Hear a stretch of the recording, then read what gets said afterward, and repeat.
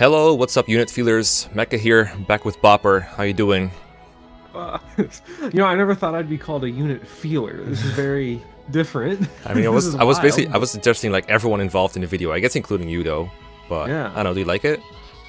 Yeah, I do like it. I like being a unit feeler. I like unit feel because I'm not a nerd. I don't like numbers. This is an abacus emblem. I'm here to play with my feelings. So I'm excited to see who we got here and see how we're gonna make people upset. I don't know if anybody's ever gotten mad at any placements. I don't know if you can get upset at these because it's literally just, hey, how fun are these units? How fun do we find these units? And if you disagree, well, just make your own, and everyone is gonna be happy. Or like the three tiers are just sort of they're there. They exist in a space, but like they're just all over the place. I don't know. There's definitely I saw some people that were into Soren and Hugh. I mean, Soren is a very popular character. Yeah. And in both Radiant Dawn and FE9 doesn't have great unit feel, but I mean, I know we said character is part of it, but at the same time, if a unit is plays like Soren, it's really hard to make up for it through gameplay, and they didn't really make up for it very well. Well, they it's a good character. It's a good character, but doesn't interesting mean character. Also, just Soren in the story just doesn't feel good. More like he's relatable for some people. But it doesn't feel good to be relatable to Soren, you know what I mean? No, he does. It's sort of like the Jill situation for me. When people are like, man, I just really relate to that character. I just start to kind of sweat nervously and I want to leave the room. Yeah. So. It's like, oh shit, I'm kind of racist actually. Anyway, you said last time that Radiant Dawn was a great game for unit feel. We have a lot of Radiant Dawn. I can think of a couple reasons why. But why do you think it's a great game for unit feel? It has characters that are just sort of all over the place. Because of how the game is structured, almost everybody is useful at some point, which is good because it means most characters either have good first impressions or they are so bad that they're fascinating. There's very few characters I find. There are some. I think like Joffrey's army has a few that are like this. There are some that are some kind of uninteresting.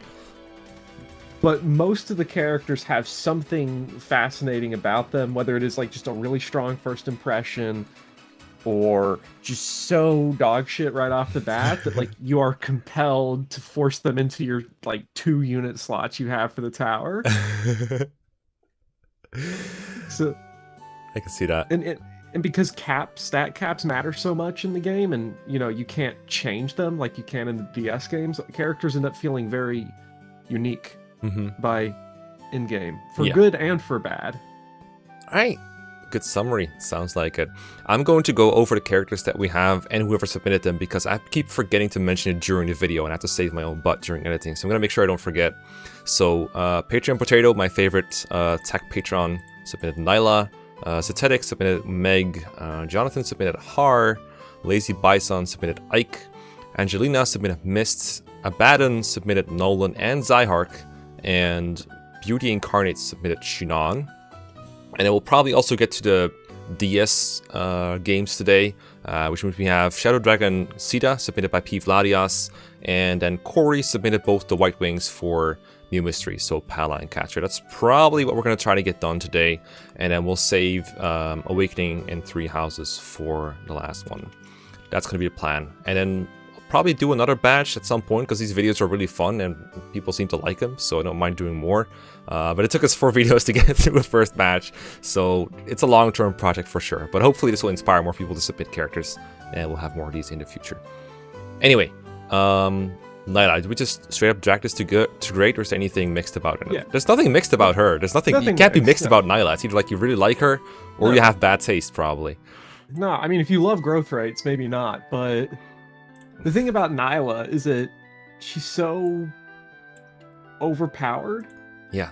So stupid overpowered that it's hilarious. There's a comedy of scale when you use her against the enemies, especially in part 1. I mean, even in part 4, it's still ridiculous, but in part 1, it's so goofy to watch her deal like 43 times 2 and then have 0 damage and a 0 hit rate against her. And then don't forget she procs Savage and just kills she can kill like 3 brigands in 1 hit, basically. Yeah. It's so unnecessary that I love it. Other thing about her that's really funny is that if you have the patience and the fortitude, Glare is really, really stupid.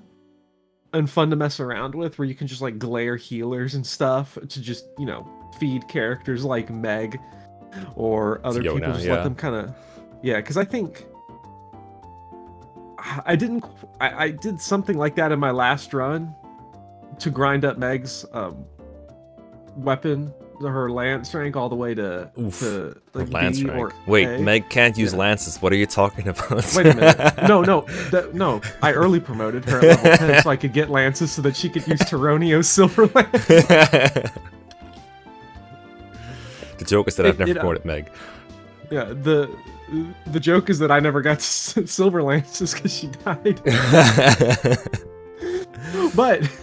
but it was possible thanks to glare, which is a very fun skill. It's I've never had the patience for glare personally, but I do appreciate overkill a lot. I like her a lot in part 4. A lot of people dislike part 4 because it's all routes, but I think Nailah is part of what makes it fun for me.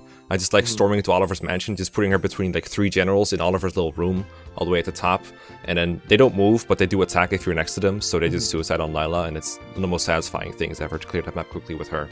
That is why I like Nailah a lot. But also just like everything you said rings true for me as well. I never had the patience for glare, but everything else rings true for me. You mentioned Meg. It sounds like I'm in a hurry, but really that was a perfect segue and I don't want to waste it. Meg, I had actually this one like chill rating downstream where I was just like testing to see if I could stream it, and I could apparently, which is why I ended up using Meg because people wanted me to. I was playing hard mode. I don't think Meg is fun to use on hard mode. I think it's painful to like. I think this is one of those units, maybe the only unit on this entire list right now, that is so bad that it's painful to use her, because in hard mode, the reward for using a bad unit tends to be as follows. For one, you take forever in every chapter, so you get no Bexp to work with, which means training the worst units gets harder because you don't have Bexp.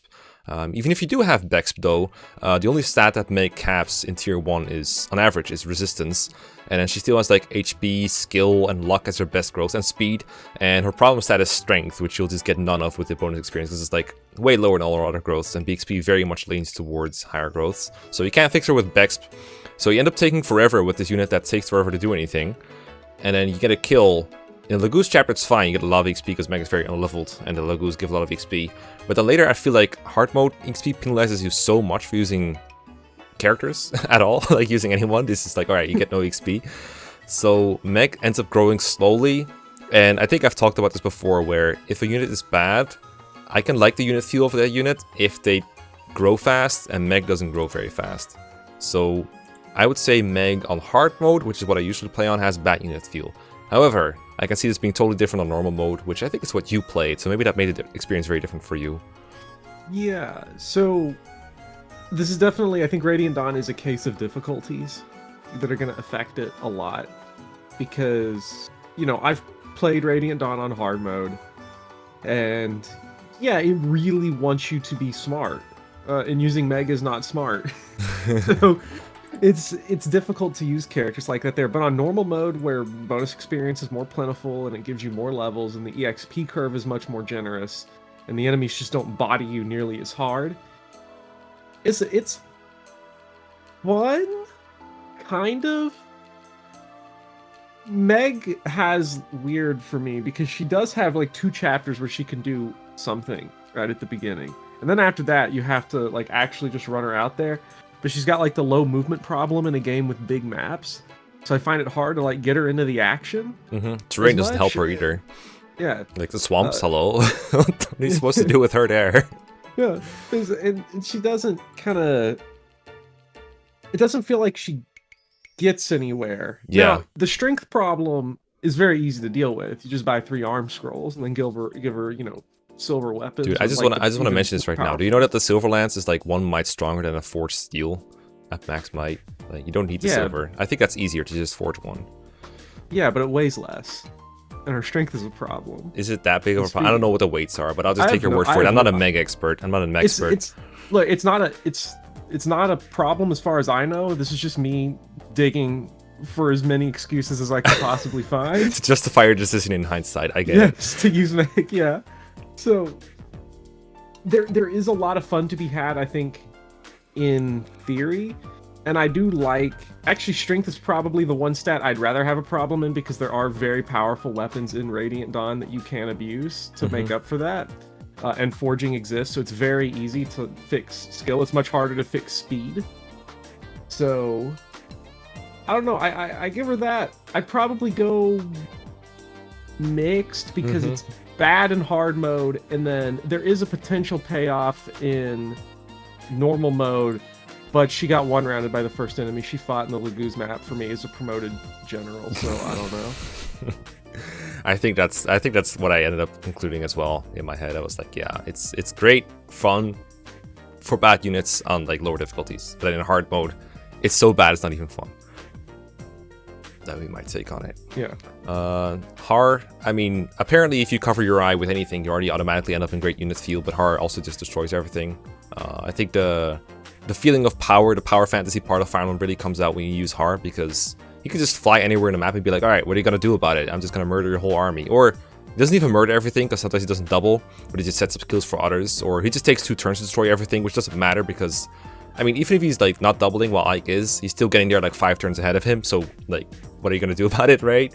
It's just, damn, Haar is so much fun to use in every part of the game. There's no part at all ever where Haar is not fun to use. In part 4 he routes maps, part 4 endgame he can kill strong enemies, and part 2 and 3 he just dominates by virtue of being over leveled, too bulky, too powerful, too much fun to use. I don't think there's a single person in the world that dislikes using Haar in Radiant Dawn. There's no way. Do they exist? Well, let me tell you. Haar for me is sort of a case of the doubling issue. Like, everything about him to me is like so good on paper, and it usually works. Oh, God. But then he doesn't double and kill things. What? And then I start to sweat a little bit for me, because probably because I'm spending too much bonus experience on Leonardo to get Haar speed where it needs to be. I've never had a Haar that's had speed where I felt good about it. But also, I'm probably mostly just bent because, and I'm tempted to put him into great unit field just for this.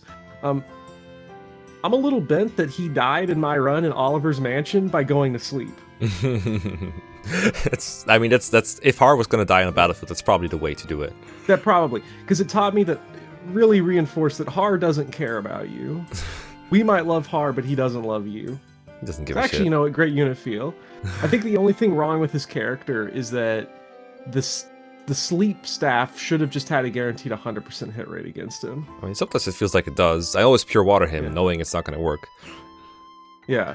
Like, well, just because he's like the one character that would be like... Oh, this is a good opportunity, yeah. It's not bad, actually.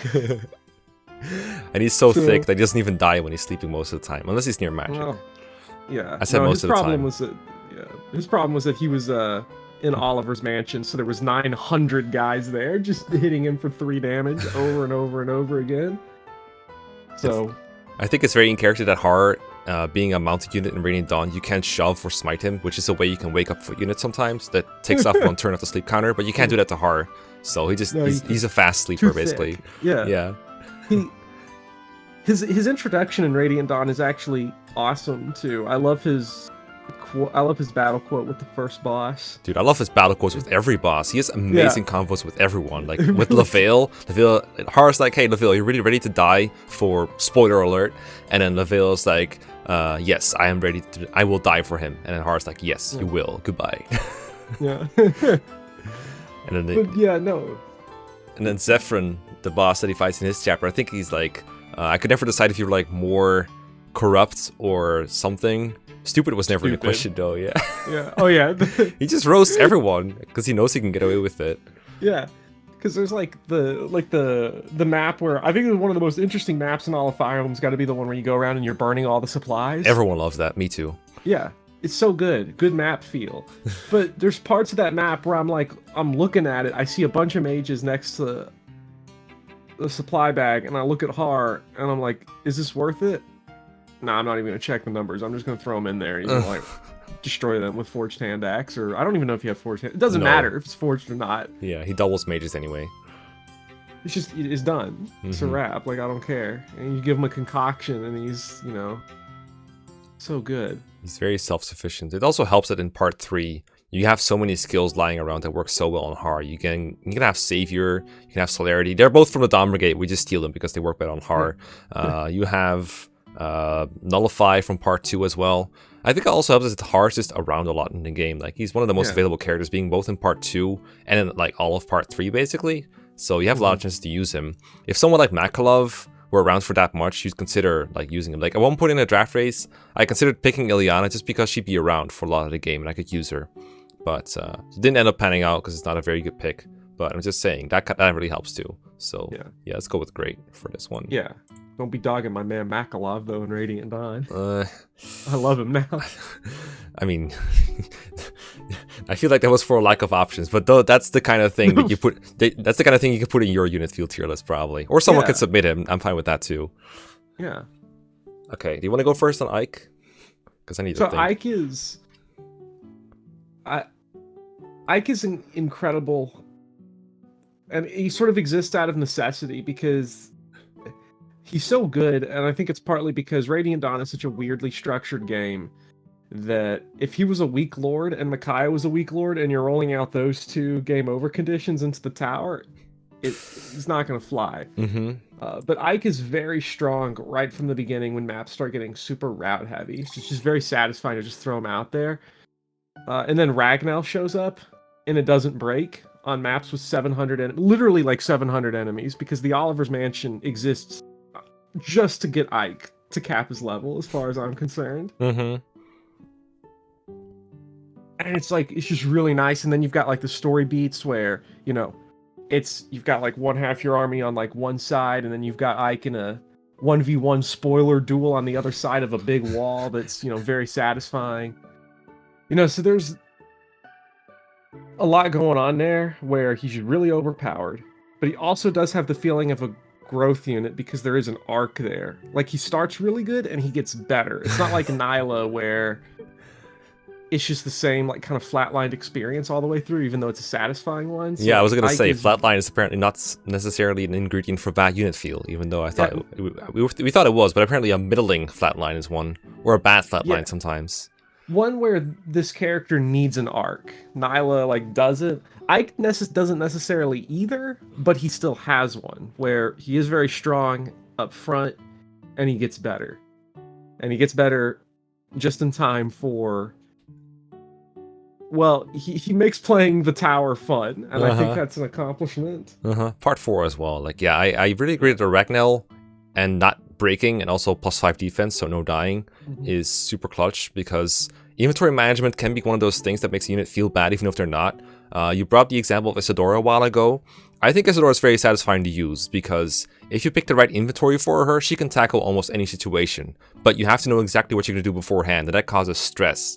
It's like, okay, I need this and this and this if I'm doing that and that and that, but you have to think like 3 or 4 turns ahead or something just to make her do work. With Ike, it's like, okay, I got my Ragnell, and then I have 7 other slots to do whatever I want. I probably won't even need any of them. I might need like 1 concoction or a pure water, and that's about it.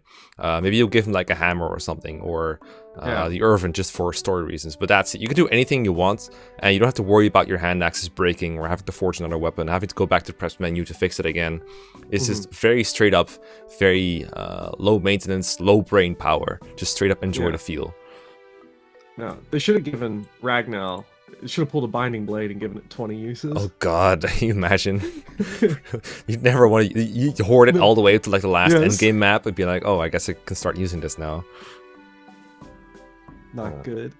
Also, speaking of not good... Oh, yeah. I want to put Mist in bad because I just used her and benched her, which, I mean, benching units by itself feels bad because the sunk cost fallacy kicks in, except you acknowledge it and you decide to do it.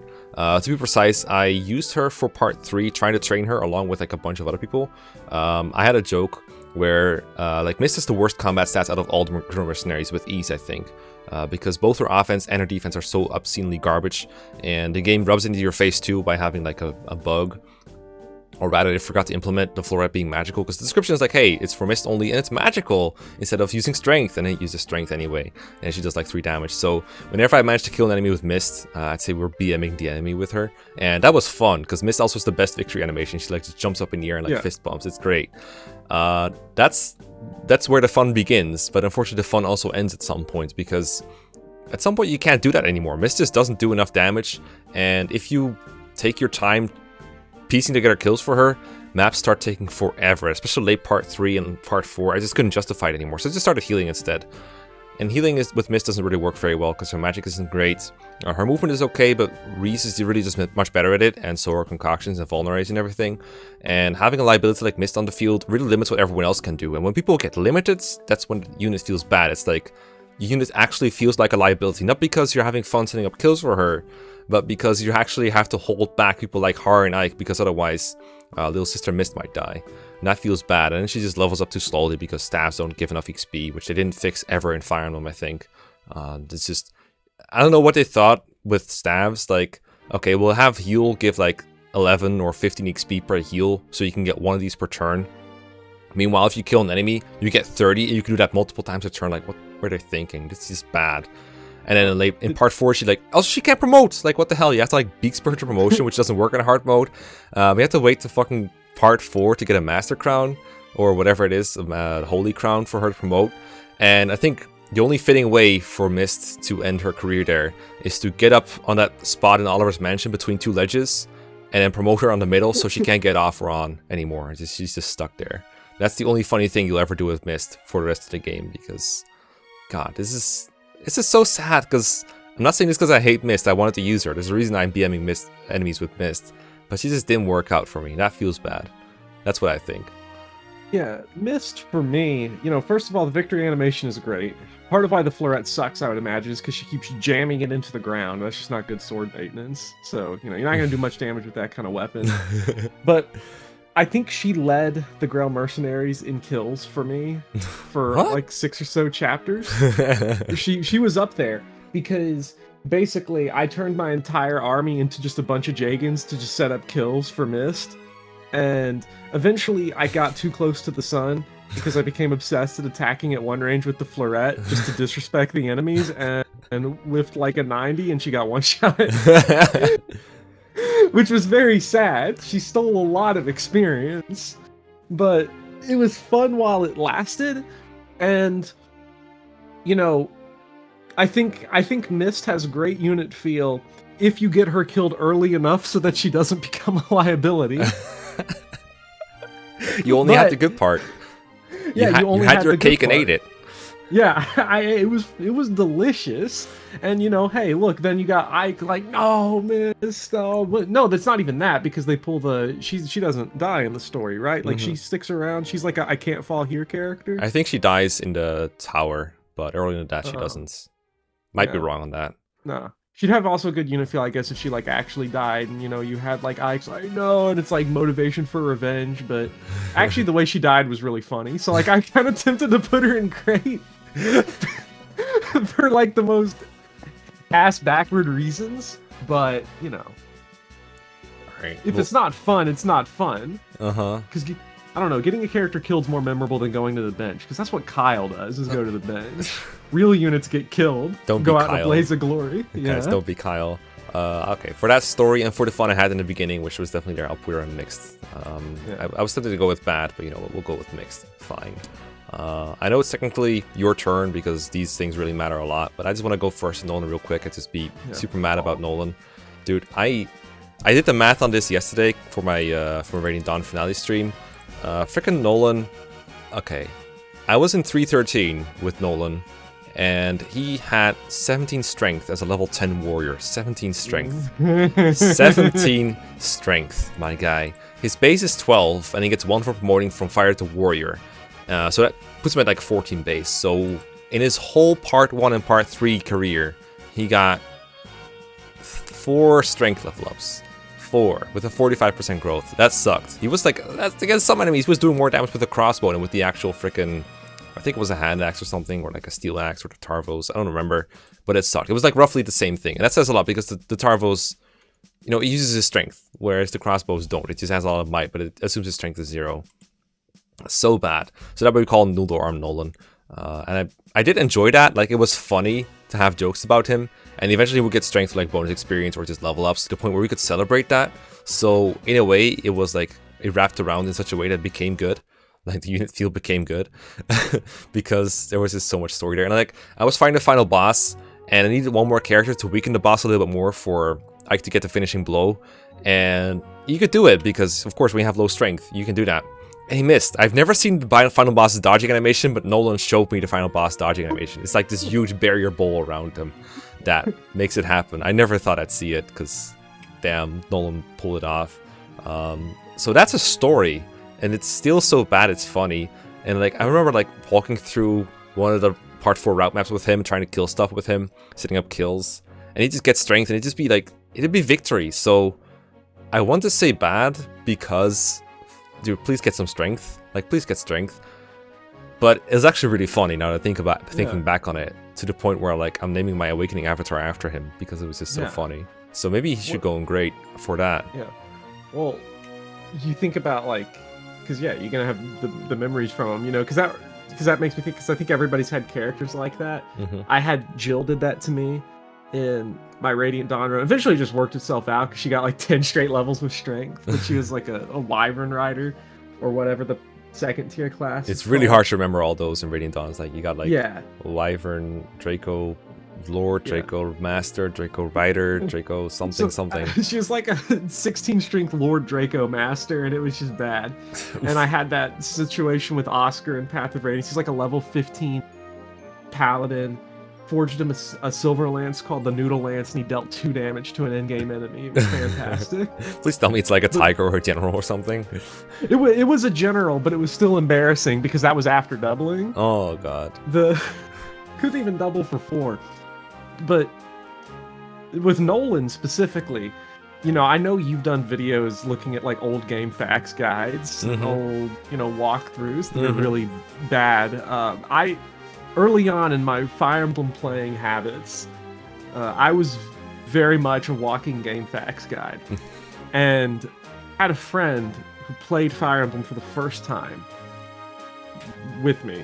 And it was Radiant Dawn. Good starting point, by the way. No bad difficulty curves to be found. Oh god, Radiant Dawn is such a bad first game. Yeah, it is. But I made it even worse, because when Nolan joins on Chapter 1, I was like, okay, this guy doesn't get very much experience. So you're not going to want to use him at all. I made him beat Chapter 1 with just Edward, Leonardo, and Mekkah. It was so miserable, and he was not having fun, and no one was, and I was like, it's going to pay off later. It would never pay off later. Yeah. And then when I went back, and he was like, I'm going to give this game another crack, and I knew better, I was like, just use Nolan. Like, look at his beard. Like, you know this guy's going to, like, do work. First level up he gets was a perfect level up. And he looked at me with such hate, such anger, because all Edward and Leonardo were doing was leveling up skill. And I was like, that's what stolen EXP looks like. So I have a lot of fun memories of Nolan as early game EXP Jagan Thief that's actually like really good, but also just ceases to do damage apparently in part 4. Oh. Right. And the first time I beat Radiant Dawn, I hoarded bonus experience, refused to use it, so I was carrying like level 17 Fighter Nolan into part 4. Yikes. That's not a level to shit. He probably did more damage than yours though. I've heard of people that had like tier 1 Nolans with more strength than mine. It's very sad. All right, let's break up that double line. Here we go. Now I have to fix my thing again. Thanks, tier list.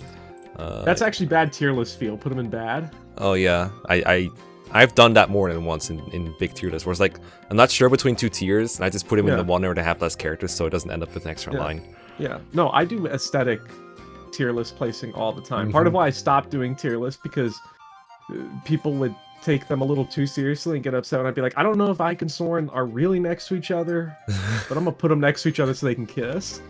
Someone posted a tier list on, I think, GameFAQs, Didn't say anything what it was. He's just like, okay, 3 houses tier list, and he just made it. And I looked at it, and some characters look like just right, and some of them just look completely off. I was like, what the fuck is this tier list? And I posted it on Discord with people to like kind of look at like, what the hell is this tier list? What's the point in it? And then someone's like, oh, dude, it's sorted by hair color. They just put all the green units in like the green tier and all the orange hairs in the orange tier. I was like, oh shit, I got trolled. I'll always be upset that when I did the 3 houses tier list, nobody caught the fact that buried in the tier list was a sequence of 3 units of Monica, Geralt, Kranya right next to each other. Always upset. That's deep lore on jokes channel, so. Zihark. I have a couple experiences with Zihark, not too much. I didn't use it in my last Let's Play besides as a bit of a filler. The thing about Zihark is it's hard to get payoff from Zihark. It never really feels good for me because part 1, he is overleveled, so he gets jack shit for XP, and the units that you do get for tier 2 need all the XP they can get, so I'm always kind of like on the fence whether I'm using Zihark for a playthrough or not because he's so overleveled that you don't have to make the decision very early on, so you don't really have to commit. But at the same time, that makes me not very attached to him, so when part 3 rolls around, I find it very easy to just, you know, lay him to the side and just ditch him. And in part 3, he is not very good because his survivability is kind of built around dodging, and his offense is kind of built around proccing crits or adepts or what else is there? Astra, I guess if he's tier 3, you're playing like easy mode or something. So he usually doesn't 2-kill reliably. So that means that you can't rely on this guy to kill an enemy, but you also can't rely on him to not kill an enemy unless you like give him a bronze sword and take an adept off of him and stuff like that. So basically you have to stop him from suffering from success by accident, but it can still happen if you give him the wrong setup. And then if he does get hit too often, he dies, which is also not good. And there's no great ways to stop it, and he's really not built for those kind of maps. He's like in the wrong maps. If he was in the Grill Mercenaries without having to, you know, make him betray Mekkah, I think he'd feel better. He'd be almost like Mia, I think. But the circumstances don't really work for him. And that makes me want to put him like maybe in mixed, maybe in bad. He's not actually terrible. I practiced for a draft race once where there you play in easy mode. So you can do whatever you want. And you just need any unit, almost any unit in the Dawn Brigade to carry you through. You can use almost whatever you want. Like the best one is probably Nolan. But Voluk works. Zihark works. Zihark is nice because he has 1-2 range with the wind edges. So he can destroy everything pretty easily. He gets like tier 3 before like part 3 basically. It's really stupid. So you can just destroy everything with that. And that felt good. So overall that kind of makes me want to put him in mixed. But I'm not sure yet. Yeah, I agree with, like, it's very easy to leave Zihark behind. I've never used him long term in Radiant Dawn. He sort of joins in a weird spot where he's like right next to Jill, who's, you know, you want to feed everything to because, you know, Wyvern Lord Mask. Like, red hair, yeah. So good. Red hair, very powerful. Also joins right next to Taronio, who's got Nailah syndrome because, you know, just ridiculously overkill for that point in the game, and it's funny to watch enemies plink. And then Zihark has the Swordmaster problem of skill percent procs that are either insta-kills or not. So when I want him to be a Jagan and set up a kill for, you know, like Edward or someone else, Leaker that I'm trying to train up, he gets, you know, Adept, or he gets the Killing Edge crits, or stuff I don't want. But then when I want him to be an Est and steal some EXP for himself, then he doesn't do it. And then I'm, like, enemies running around that I'd rather not. So I always get kind of frustrated at him. But then if you take Adept off, it's like he's worse, because now he just doesn't have kill potential, unless you rely on crits. Also, can I just interfere real quick? Also, taking Adept off him feel bad, because the thing about Zihark is that he has Adept for free, right? So when you take it off, it's like an opportunity cost. You can never get this back at 0 cost again. So you really don't want to take it off. But you want to use it in other units, especially if you're not using Zihark long term. I remember this dilemma is like very annoying to me. It's like, I have this skill on a unit that doesn't need it, but he might need it later. And if I take it off of him now, I cannot never have it on him for free with no capacity. And that really stinks for me. I hated that. Yeah. I think I took it off of him to give it to Leonardo so that I had Adept Resolve Leonardo. Didn't I tell you to get help last time? I might have. You told me to get help. Well, don't worry. It wasn't for weapon rank. Oh, okay. Okay. It was just for regular I hope levels. not, because that doesn't give you extra weapon rank. No, it doesn't, but it gives me more Leonardo killing things, which I'm always in support of. Okay. But Zihark, yeah, he has this kind of... I don't know. He's died in one endgame every time I've taken him there, so... You know, he dies and goes to furry heaven. That counts for something. Poor guy, rip, bad unit feel. I don't know. Like actual bad unit feel? I don't know if it's bad, but I don't care.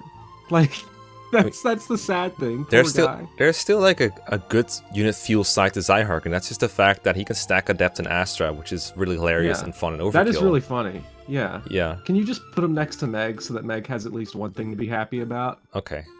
I'm okay with that. That seems like a good decision to make. Yeah. Also, the Earth support is also fun when it works because he dodges stuff.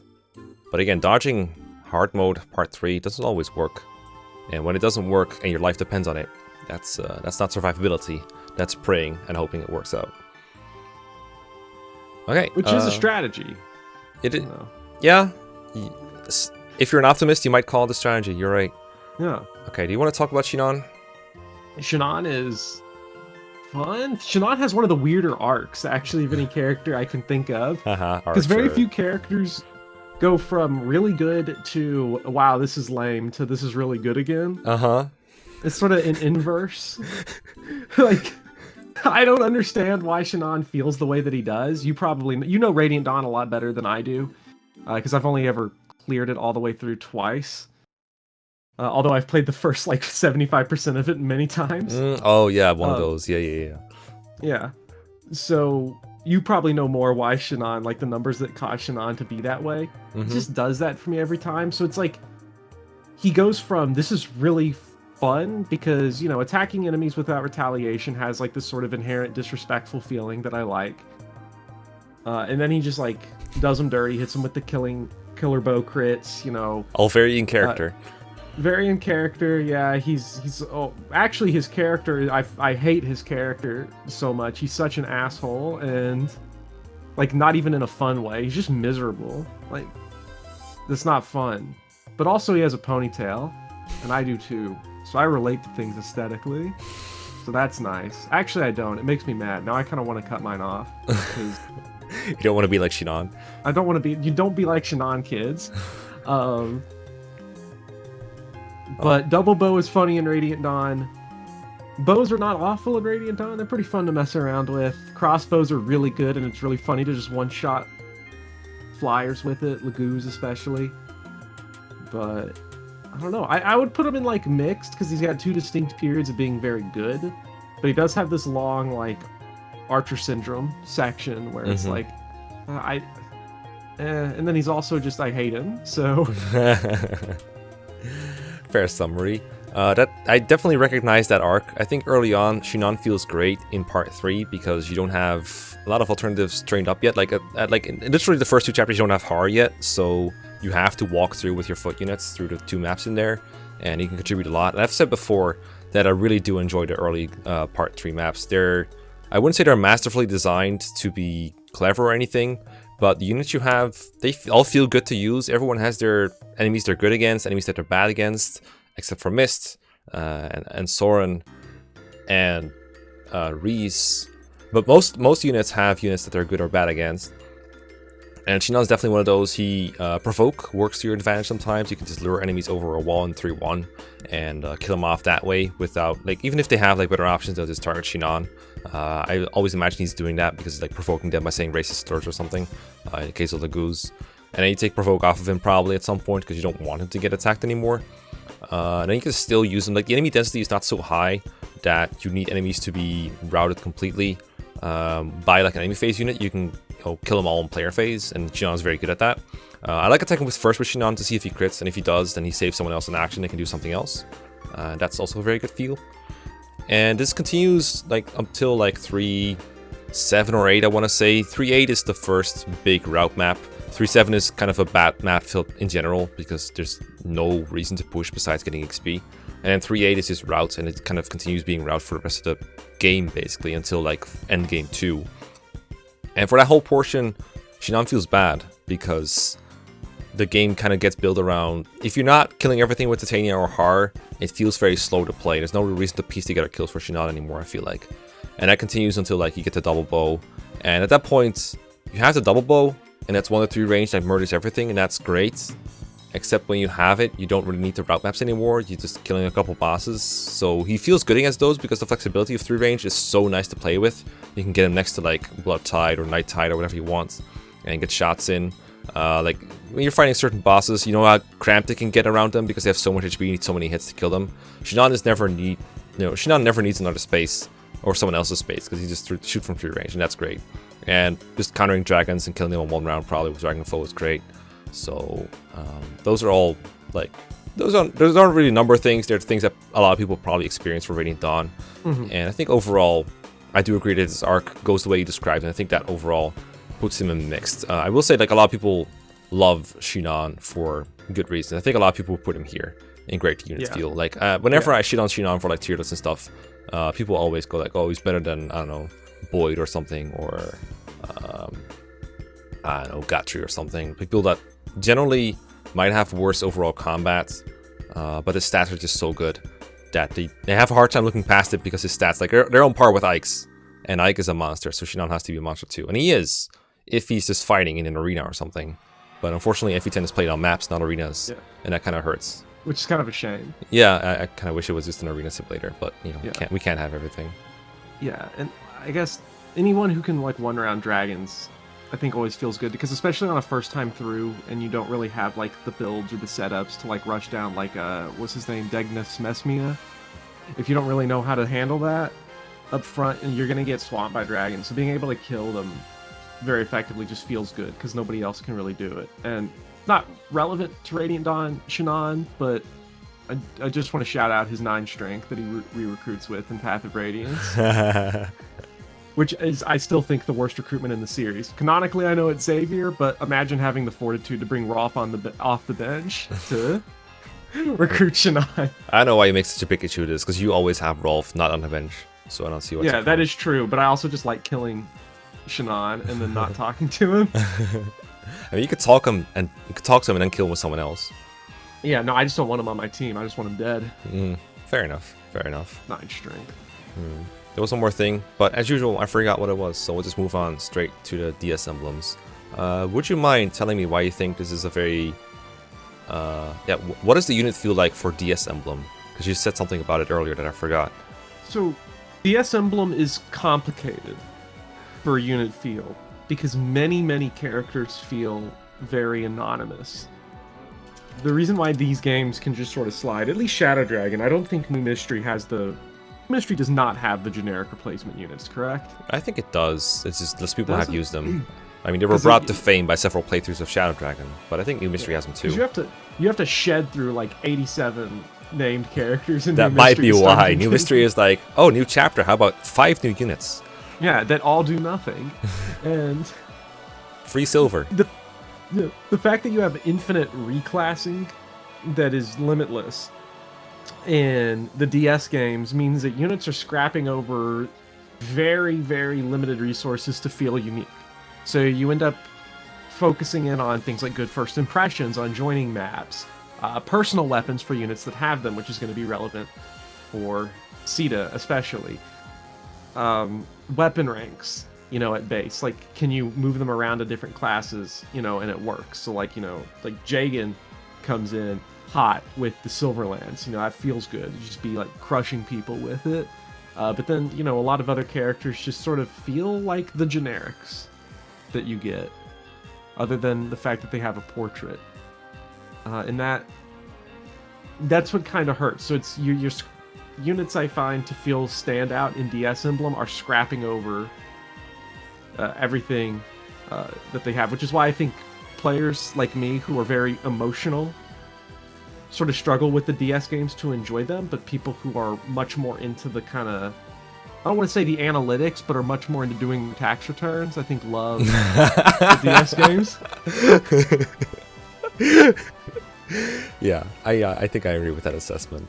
With that in mind, Shadow Dragon Caeda should be pretty safe at that department, right? I don't know if I would put her in great, but I will remember the first time that I played, not the first time I played Shadow Dragon, but the first couple times after we had some discussions on like tier lists and stuff, and it was discovered that, hey, Forced Wing Spear is actually really good, because now you can one-shot things, which seems dumb for Caeda at first because she doubles while she needs one-shot stuff, but then apparently it stops her from getting counter-attacked at all, and it saves uses on a weapon you want to conserve, and that feels good. Having, you know, killing 28 enemies instead of 14 is pretty good. And then you can get another Unforged one later anyway, so if you want to use Unforged, you can still do it, but now you have the option to one-shot stuff. And I remember the first time I was playing Chapter 4, it's a chapter where Math is and a bunch of Cavaliers come at you, and I was told, hey, if you put Caeda in this deployment slot and you just move her full move twice, she ends up at the edge of a Cavalier, you can one-shot him on enemy phase, and then you can move her backwards, use a Vulnerary, and do it again on the next turn, and suddenly you've killed 2 Cavaliers. And keep in mind, this is when Hard 5, like, this is before people discovered how good forging effective weaponry was.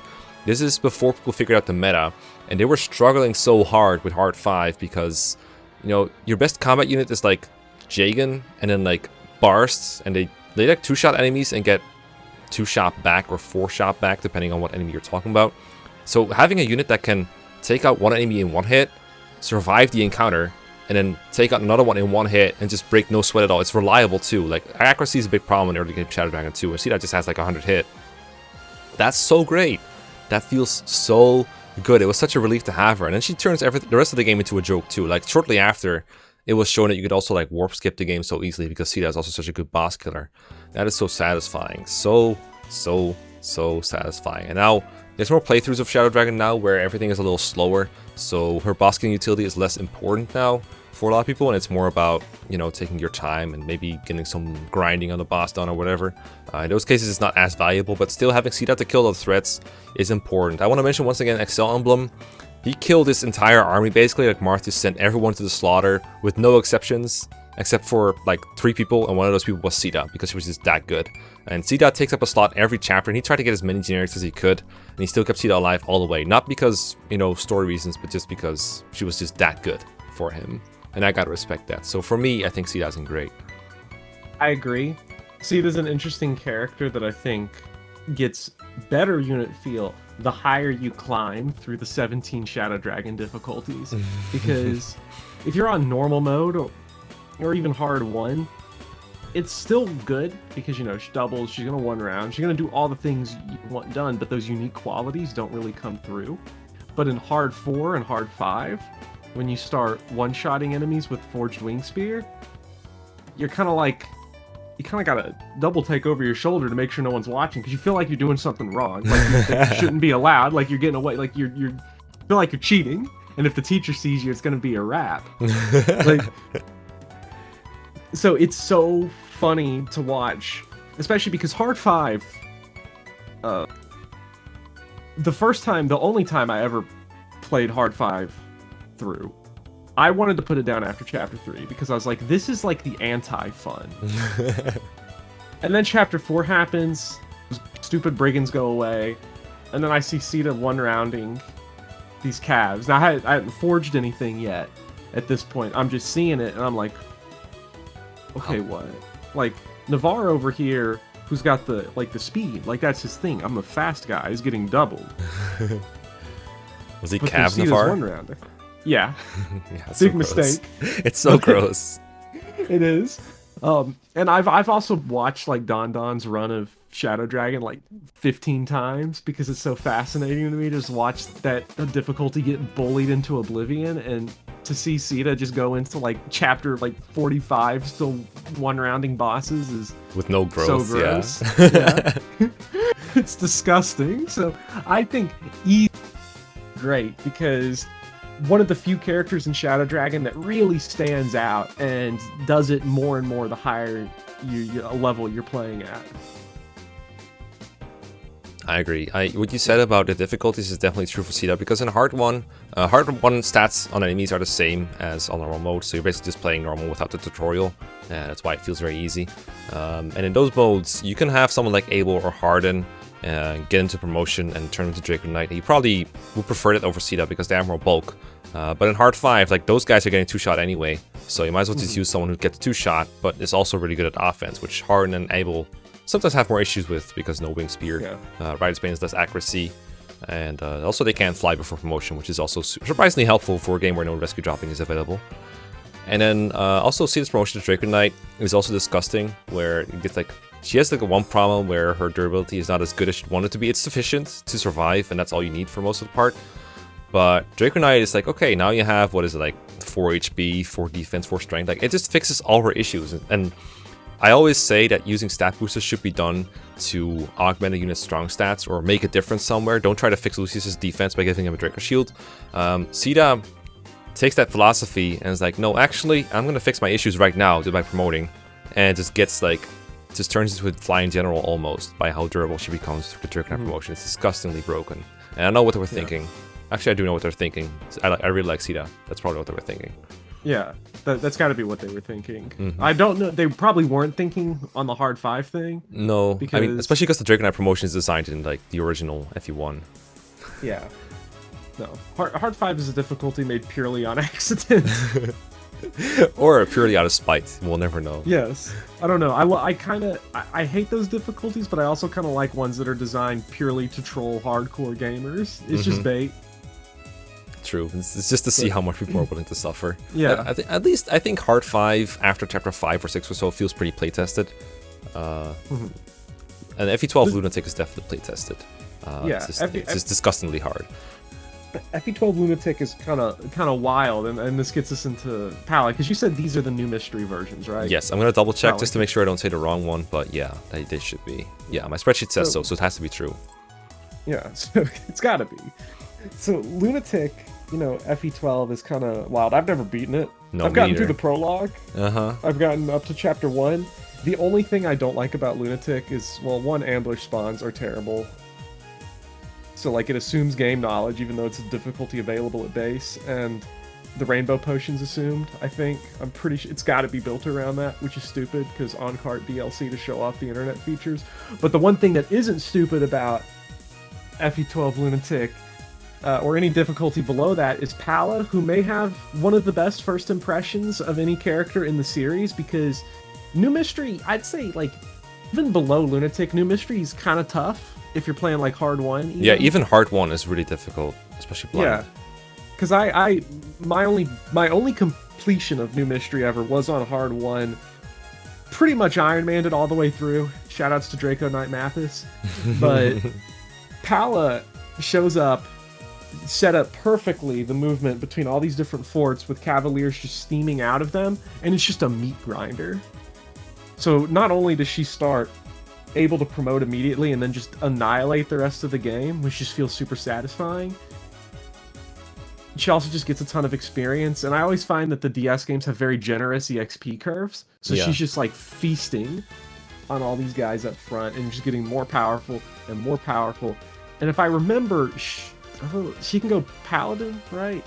Yeah. After promotion? Yeah, the great thing about New Mystery compared to Shadow Dragon is that even unpromoted Pegasus Knights can turn into Cavaliers if you want to get rid of the blow weakness, whereas in Shadow Dragon they couldn't do that. But after promotion, yeah, Paladin and Draco Knight are interchangeable classes. Yeah. So, you know, she's like going all over the place, like, you know, sometimes I'm like, you whip out the Paladin, you whip out the Swordmaster, you whip out the Draco Rider. It doesn't matter what you're playing with, it's always fun, it's always satisfying. For me with Palla, because her stats are just so good. She annihilates stuff. She's got green hair. She's an early game Pegasus Knight. You can't go wrong. I personally like going Palla with Paladin because that allows me to make jokes like that. Yeah. Yeah, I agree. It's also good for the res bonus because Draco Knight, when you promote from Pegasus Knight to Draco Knight, you lose a bunch of res because they fuck you. But then you can go Paladin and just get it back. So if you're like in an indoor map, usually they have a lot of mages and archers, so having a Paladin there is just super nice. And Palla really appreciates that because being bulky is nice. New Mystery also has that, like, they released the reclassing limits on a lot of units, and also they gave female units access to the general class after promoting. So you can have a general Palla and actually just tank everything, which is great. Like, actually tanking everything in Lunatic is hilarious. Like the chapter with Ceres and Ogma, I don't think I would be able to beat it in Lunatic without General Palla being rescued over there and just murdering everything. That's very, very satisfying. FE12 overall gives me that kind of mixed feel of, okay, this is really difficult, and I just died, and but I know it's my fault. I should have done something else. So I can't get mad at it the way I get mad at, like, I don't know, Three Houses Maddening or I don't know, Awakening Ambush Spawns or something. FE12 is just, alright, you did it wrong, now you die. Like, there's no, it's really hard to luck out of a loss in New Mystery. So it's hard and fair, but it still makes me feel bad because it confronts me with my own mistakes, and I hate that. And Palla's kind of attached to that because Palla's a really important crutch in FE12. That's why I'm mentioning this. So that's my only slight distaste. But other than that, I do agree that Palla belongs in grade. Yeah, I agree. With FE12 too, especially, I think it's always funny to me when people describe FE12 and they're like, it's basically just a puzzle game. And I'm like, okay, it's a great game if we pretend it's a different genre. But I not fully relevant to New Mystery, but her FE3 version, I'll always remember because you brought up the losing resistance part. I played Book 2, I Iron Man Book 2, and the reason she died is because I forgot that you could lose stats in that game on promotion. So you promoted her in the middle of a bunch of mages? I promoted her in the middle, and I was like, oh, I got away with something, and then I saw the -6 res, and it allowed a mage to exactly kill her. That's so stupid. I love it. God. Rip. Yeah. Yeah, that does not feel good at all, but hey, it's okay. You beat it in the end. Yeah. Yeah. She's also I think these kind of stories are what you need in New Mystery to stand out, because I think Palla and also Catria, they have the stats to really look not a generic, they really stand out, and if you die you can really feel the loss. Whereas a lot of units that join are just sometimes they're below class basis, or sometimes right there basically. Catria definitely doesn't have that problem. The last New Mystery playthrough I did fully was on Hard 1. Actually 2 of them. I did a draft race, and I also did a playthrough of it, the Wheel of Death thing. And both of those Catrias were very good. The Hard one was great because draft races means you just use one unit for most of the game most of the time to just low brain through it. And the other playthrough, she just got really RNG blessed. She murdered everything because her stats were just so good. And I mean, she's already in a really good class. She has better long-term potential than Palla. Palla has a better start, but Catria's a better finish most of all because of the higher speed that she's got. So in that sense, I think Catria feels just as good as Palla. Even at base, she's competent with just the Rainbow Potion, for example, that you mentioned earlier. She kind of turns Lunatic into roughly what it would be on lower difficulties, where she doubles enemies and nearly kills them, or even kills some of them, depending on what you give her for weapons. So that's super nice. It's just she's kind of like a regular growth unit in most games, except everyone else is much worse. That's what it feels like for me with Catria, because everyone else is getting one-rounded or getting brought to 1 HP with 1 enemy attack and stuff like that on Lunatic. And on lower difficulty, she's just a free unit destroyer. Imagine this is roughly I don't know, Lin mode Florina joining in Hector mode with the Angelic Robe and the Angelic Ring behind her. That's what Catria feels like to me. It's just this is a flyer that's really good. You don't even have to train her to be up to par. She's already good. She's just gonna get a bunch better. That's what Catria feels like to me. So that's really good for me. Yeah. Yeah, I always find Catria, she has a good start. She doesn't have the great start of Palla, but she comes very early, which helps the whole growth feel, especially when the rest of your army is, I don't know, Ryan. Man, I love me some Ryan. But the other thing she has going for that I think helps a lot of the female characters in FE12 is the Lady Sword. Very quickly. Oh, so yeah. You can, yeah, if you go Cav, you can do that, yeah. Yeah, you can just start nuking people as the Cav pretty fast, which is nice. It's really nice, actually, to be able to do that. And it's not her thing exclusively, but she is one of the only small handful of characters. I what, 2 characters can use it, or 3 characters can use it? I mean, all girls can use it, but yeah, a lot of them are Linde. You're not gonna turn Linde into a Cav and make her use Lady Sword, right? You're gonna do Catria, Palla, or Cecil maybe. Yeah, so by the time you get it, there's not many people you want to spread it to. So she's going to be dealing a lot of damage early, and then she has, once the Lady Sword is kind of either you've spread it around to other units, her growths have caught up, so she's just doing that type of damage then with regular weapons, or she's hit promotion. So she has just this it's a very standard, but the very satisfying growth arc of I'm starting pretty good, and then by the end, again, meat grinder. At least on lower difficulties. On Lunatic, I don't know. I'm sure General Catria just is too chonky for the enemies to handle, but... Probably. I think generally you go Draco Knight, it's almost as bulky as General, but faster and much more mobile. Draco Knights have a disgusting amount of movement in New Mystery. The outrange ballistas, another thing that makes them very, very scary. So, let's go with that grade. Yeah. God, so many tier lists layout changes today. Here we go. No, it might be fine. Okay. We're almost at an hour, but I'm kind of tempted to just get Robin off the book so we can start with Echoes next time. You down? Yeah, we might as well. I think that's fine. All right. So Robin, I literally just started playing. I literally just started playing Awakening with Raisins. It's gonna be my next let's play. I put female Robin here because I like her looks better than male Robin, but they're pretty much interchangeable for me. I think Robin, like Awakening in general, is just all about the power fantasy, right? It's just take two units, you know, put them together, make them kiss, and then make them pair up and give them huge bonuses and then go through the whole game. And I think nobody embodies that spirit of Awakening better than Robin herself. Who submitted Robin anyway? Who was that? I think I know who it was. Moo submitted Robin, right? I think he submitted Robin for the big tier list as well.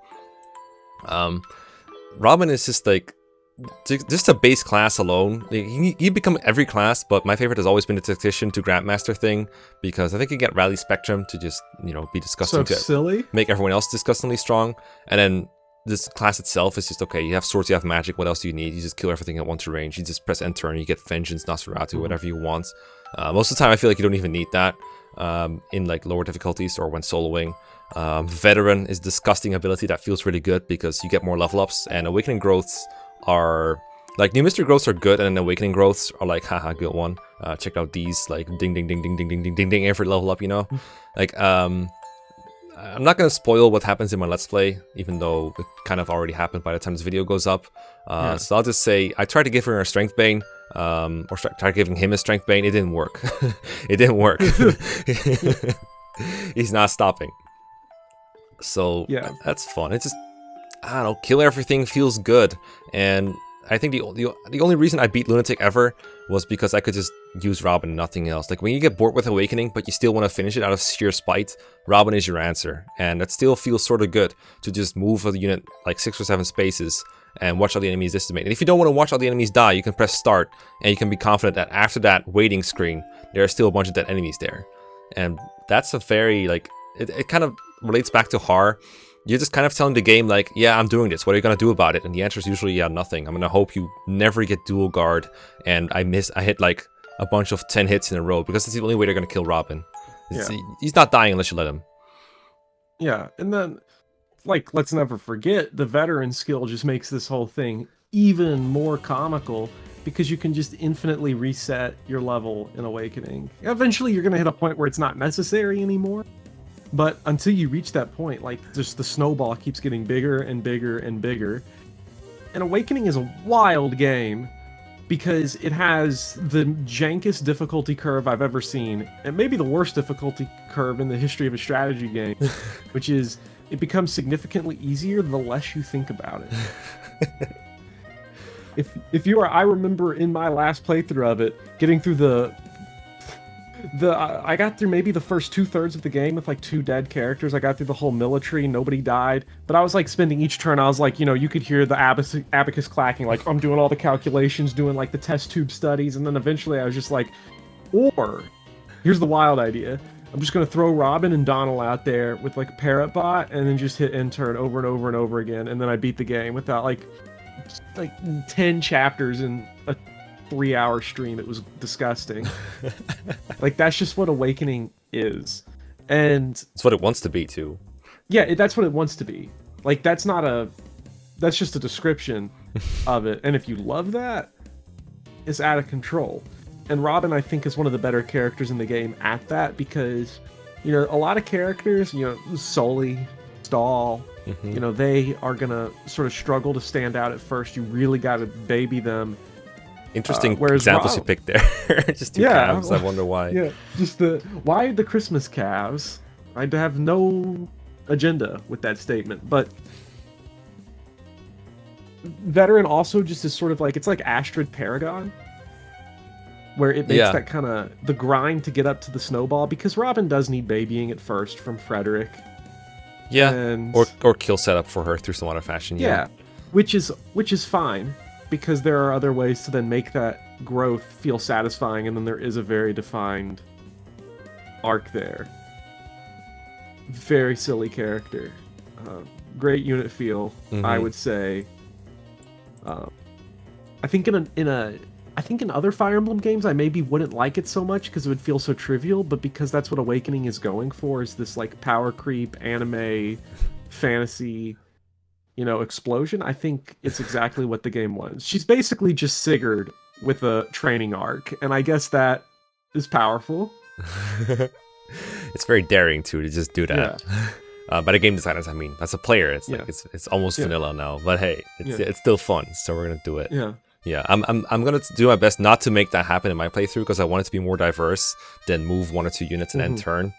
I have to fight against the game to make it happen, though. Yeah, Which really says a lot. I would say my recommendation for Awakening is if you want to avoid that, you really need to take it. You really need to grind other units. I will do that. Yeah.